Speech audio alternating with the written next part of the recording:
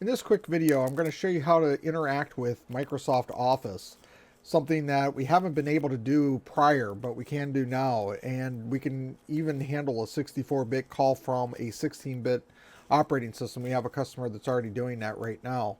So what I'm going to do is I'm going to come in. Let's go ahead and double click on our dbDOSv for the configuration manager.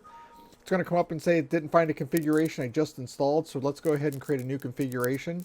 We're just going to create a demo config, and we'll call this the config here. And we'll go over here, hit the next. We're going to go in, take C, go ahead and take a directory. I'll go into the C drive, go into dbase5, go into EN, hit the OK key, add that to the drive list. Now, one of the things you can do is you come down through here, you can set your environment variables however you want. And we have some pretty cool functionality that we've built into this. You know, you may want to change where the temp is located. So you can come up here to the temp, click where the check mark is, and notice it brings up this nice little dialog. It basically says, hey, what directory do you want to associate with that?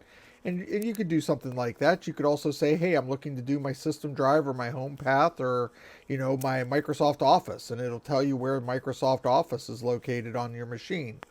So we can go ahead and say, yeah, that's where we want to put it, or we don't have to do any of that.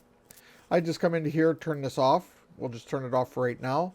Hit next. And remember that you always have the help for every one of the items. As you click on it, notice how everything updates for that. When we're done with that, which we are, we can go ahead and hit the next, and we can hit the finish key.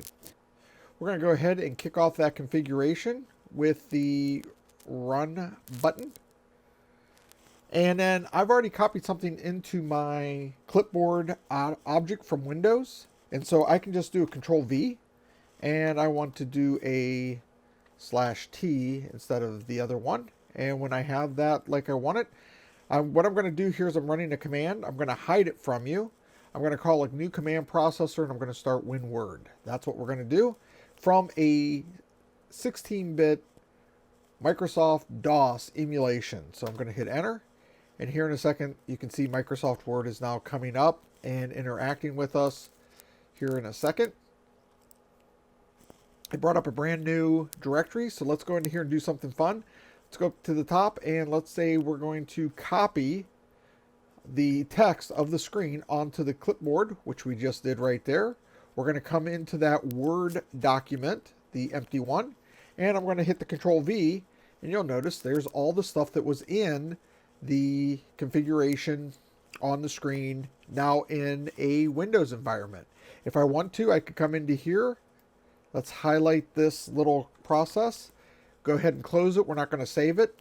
And then this is something that a lot of machines can't do. We're going to go, there we go. And then it goes ahead and pastes it out from the process there. So we have the ability to interact with Windows, and we have the ability to interact with the DOS environment. All from one simple location. It's one simple configuration.